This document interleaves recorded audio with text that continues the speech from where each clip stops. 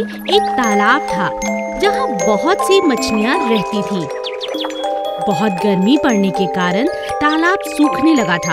अब हमारा तालाब सूखने लगा है, क्या करें जिससे हमारी जान बच सके। अब हमें कम पानी में ही जिंदा रहना होगा और जंगल के बाकी जानवरों को यहाँ से पानी पीने से मना करना होगा। अगर सारा पानी खत्म हो गया तो हम मर जाएंगे। सभी मछलियाँ आपस में बात करती और सोचने लगती कि क्या किया जाए। अब जो भी जानवर आता मछलियाँ उसे भगा देती। चले जाओ यहाँ से पानी मत पियो। सारा पानी तुम ही पी जाओगे तो हम जिंदा कैसे रहेंगे। चले जाओ यहाँ से, हमारा तालाब सूख रहा है, तुम कहीं और जाकर पानी पियो। ये तालाब जंगल का है, इस पर सबका अधिकार है। मैं कहीं और क्यों जाऊं? मैं यहीं से पानी पीऊंगा। पानी पीते हुए हाथी ने कहा। एक दिन जब जंगल का राजा शेर वहाँ पानी पीने आया तब मछलियों ने सारी बात शेर को बताई। अब आप ही बताइए, अगर ऐसा ही चलता रहा तो हम कहाँ जाएंगे, हम कैसे जी पाएंगे। हमारे मना करने के बाद भी सभी जानवर यहीं आकर पानी पीते हैं। शेर ने सभी जानवरों से बात की और उन्हें समझाया। हम सबको मछलियों की मदद करनी चाहिए। कुछ ही दिनों में बारिश आ जाएगी और तालाब पानी से भर जाएगा। जब तक गर्मी है और पानी तालाब में कम है, मेरी आप सबसे विनती है, जाकर दूसरे तालाब में पानी पीना होगा। हम सभी जानवरों को एक दूसरे के साथ मिलजुल कर रहना है। अब सभी जानवरों को शेर की बात समझ आ गई और जानवर दूसरे तालाब में जाके पानी पीने लगे। कुछ ही दिनों में बरसात हुई और तालाब फिर से पानी से भर गया। मछलियों ने सभी जानवरों का शुक्रिया अदा किया। आप सबका बहुत बहुत धन्यवाद। आप सबको हमारी वजह से दूर तालाब जाकर पानी पीना पड़ता था, लेकिन अब आप सब यहीं आकर पानी पी सकते हैं। शेर राजा, आपका बहुत बहुत शुक्रिया। अप्पू हाथी। एक दिन अप्पू हाथी जंगल में भोजन की तलाश में इधर उधर भटक रहा था कि अचानक वो एक बड़े से गड्ढे में गिर पड़ा। अरे इतना बड़ा गड्ढा, अब मैं बाहर कैसे निकलूंगा? ये क्या हो गया? मेरी नजर इस गड्ढे में क्यों नहीं पड़ी? अरे कोई मुझे बचाओ, कोई है, मेरी मदद करो। तभी उसकी आवाज सुन वहाँ एक बंदर आया। बंदर भाई, मुझे यहाँ से बाहर निकालो। मैं गलती से इस गड्ढे में गिर चुका हूँ, मुझे बचा लो प्लीज। अरे भाई, मैं इतना छोटा सा बंदर तुम्हें बाहर कैसे निकालूं? मगर तुम्हारी जान बचाना तो चाहता हूँ। एक काम करता हूँ, मैं अपने सभी दोस्तों को बुलाकर लाता हूँ, तब तक तुम मेरा इंतजार करना। ठीक है, पर जल्दी आना। अरे दोस्तों, जल्दी चलो, बेचारा हाथी एक बड़े से गड्ढे में गिर चुका है, मगर हम उसकी कैसे मदद कर सकते हैं? क्यों नहीं कर सकते? चलो हम उस गड्ढे में धीरे धीरे मिट्टी डालते हैं, कुछ ही देर में हमारा हाथी बाहर आ जाएगा। चलो चलो जल्दी करो। बंदर और उसके दोस्त जल्दी से हाथी के पास पहुँचे। तुम घबराओ नहीं हाथी, हम अभी इस गड्ढे में मिट्टी डालते हैं, ये भर जाएगा और तुम बाहर निकल आओगे। मगर कैसे? तुम्हारे हाथ तो बहुत छोटे छोटे हैं। कोई बात नहीं, हम लगे रहेंगे काम में, घबराओ मत। चलो दोस्तों। सभी बंदर खूब जोरों शोरों से थोड़ी थोड़ी मिट्टी गड्ढे में डालते रहे। इस पूरे काम में बहुत देर लग गई, मगर उन्होंने हिम्मत नहीं हारी। धीरे धीरे मिट्टी भरती गई और हाथी ऊपर आ गया। तुम सबका बहुत बहुत शुक्रिया, तुम लोगों ने मेरी जान बचा ली। तुम्हारे हाथ भी दर्द कर रहे होंगे, तुम मेरे सच्चे दोस्त हो, तुम्हारा दिल से शुक्रिया। अरे कोई बात नहीं हाथी भाई, आज से तुम हमारे दोस्त हो। हमें अपनी पीठ पर बिठाकर एक चक्कर तो लगा दो। हाँ हाँ, क्यों नहीं, चलो चलो। और इस तरह बंदर और हाथी दोस्त चल पड़े जंगल की सैर पर। वफादार घोड़ा बादल। चंदन के पास बादल नाम का एक खूबसूरत सफेद रंग का घोड़ा था। दोनों एक दूसरे से बहुत प्यार करते थे। चंदन अपने घोड़े पर बहुत मेहनत करता, उसे रोज अच्छे से नहलाता, अच्छा खाना खिलाता और घुमाने भी ले जाता। बादल भी चंदन की हर बात मानता था। एक दिन एक चोर की नजर घोड़े पर पड़ी। अरे इतना सुंदर और शांत घोड़ा, इतना आज्ञाकारी है, क्यों ना इस पर साफ किया जाए अपना हाथ, क्यों ना इस बार इसे ही चुरा लिया जाए। अगले ही दिन चोर मौका पाकर घोड़े को भगा ले गया। इस घोड़े को ज्यादा दिन अपने पास रखना खतरे से खाली नहीं है, इससे जल्दी ही बेच देता हूँ, कहीं पकड़ा ना जाऊँ, इसका रंग ही बदल देता हूँ। चोर ने घोड़े को काले रंग से रंग दिया और उसे लेकर शहर की तरफ जाने लगा। बादल चंदन को याद कर कर रोता रहता। हे भगवान, मेरी मदद करो, यह चोर तो बहुत चालाक है, मुझे चंदन से दूर कर दिया, मैं उनके बिना नहीं रह सकता। तभी बादल की नजर नदी किनारे बैठे चंदन पे पड़ी। चंदन को देखते ही बादल जोर जोर से हिंहिनाने लगा। चंदन को कुछ समझ नहीं आया। अरे, ये घोड़ा मुझे देखकर इतना शोर क्यों कर रहा है?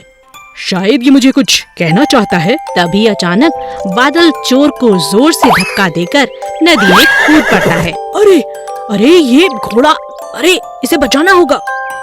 चंदन घोड़े को बचाकर बाहर ले आता है, मगर यह क्या? अरे, इस घोड़े का तो रंग निकल रहा है। अरे भागो, कहीं पकड़ा न जाऊं। यह सब देख चोर दुम दबाकर भाग गया। चंदन अपने घोड़े को पहचान जाता है और बादल अपनी समझदारी से अपने मालिक के पास वापस पहुंच जाता है। भेड़े और सियार।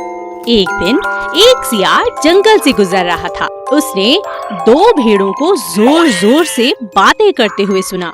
अरे भाई, क्या बात है? शायद इनके बीच झगड़ा होने वाला है, चलो देखता हूँ। सियार एक पेड़ के पीछे छिप गया और भेड़ों को लड़ते हुए देखने लगा। मुझसे पंगा मत लो, मैं बहुत शक्तिशाली हूँ, समझी?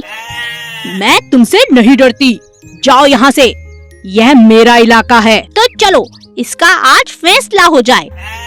ठीक है, मैं किसी से नहीं डरती, आ जाओ मैदान में। वाह, यह दोनों तो बहुत तगड़ी हैं। इनका झगड़ा देखने में मजा आएगा। मैं ताकतवर हूँ। नहीं, मैं ताकतवर हूँ।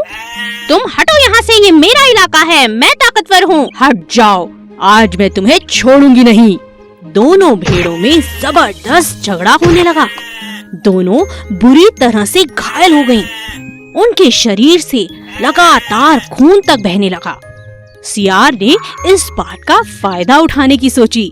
लगता है दोनों लड़ते लड़ते थक चुकी हैं। मैं इन्हें अपना शिकार बना सकता हूँ। दोनों भेड़ों को लड़ता देख सियार लालच में आ चुका था। उन दोनों के बीच पड़कर एक एक कर दोनों को खा जाना चाहता था।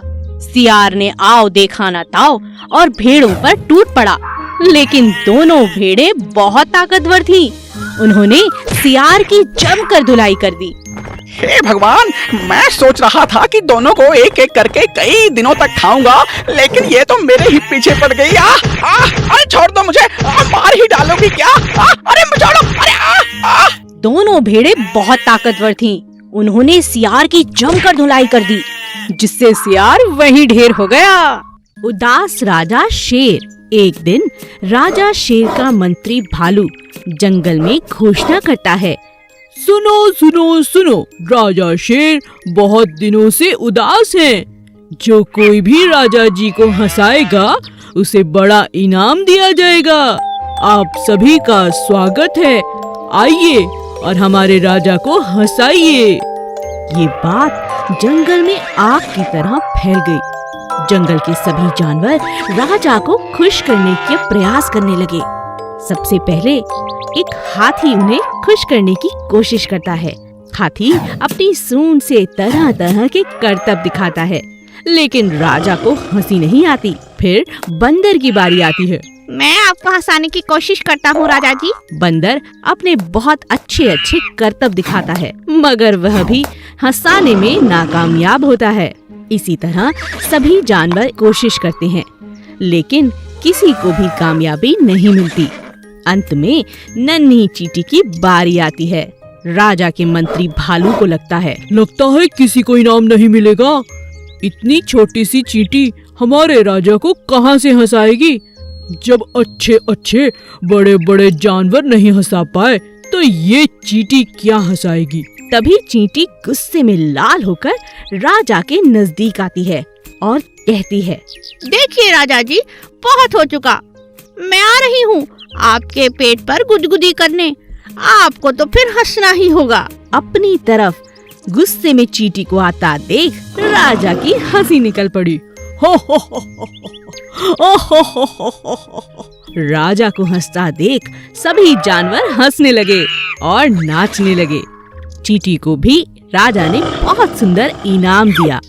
एक महल में राजा के पास एक सुंदर सफेद रंग का कबूतर था। राजा उससे बहुत प्यार करता था और अपने मन की सभी बातें वो कबूतर से किया करता था। एक दिन कबूतर का दिल महल से बाहर जाने को हुआ। कबूतर उड़ता हुआ जंगल की तरफ चला गया, मगर आते हुए वह रास्ता भटक गया। राजा शाम तक कबूतर की राह देखता रहा।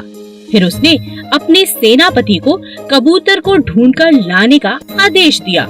सेनापति, जाओ और कबूतर को ढूंढ कर लाओ। जो आज्ञा महाराज। बहुत ढूंढने पर भी सेनापति को कबूतर का कोई सुराग नहीं मिला। तब सेनापति को एक तरकीब सूझी और उसने एक कबूतर पकड़ा और उसे सफेद रंग में रंग दिया। जब वह महल में गया तो राजा उसे देखकर खुश हो गया और सेनापति को इनाम दिया। कुछ दिनों बाद उस कबूतर ने अंडे दिए। एक दिन जब उस कबूतर का अंडा फूटा तब उसमें से सफेद नहीं बल्कि दूसरे रंग का कोई और चूजा निकला।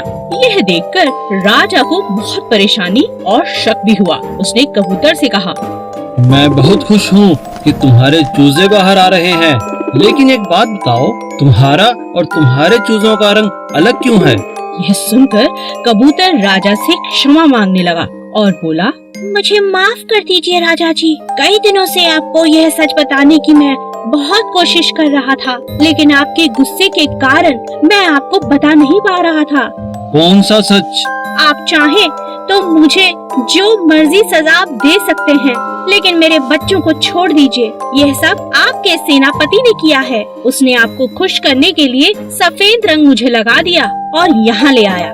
राजा कबूतर की ईमानदारी से बहुत खुश हुआ और राजा ने उस कबूतर को उसके बच्चों के साथ अपने पास रख लिया। लेकिन राजा अपने पुराने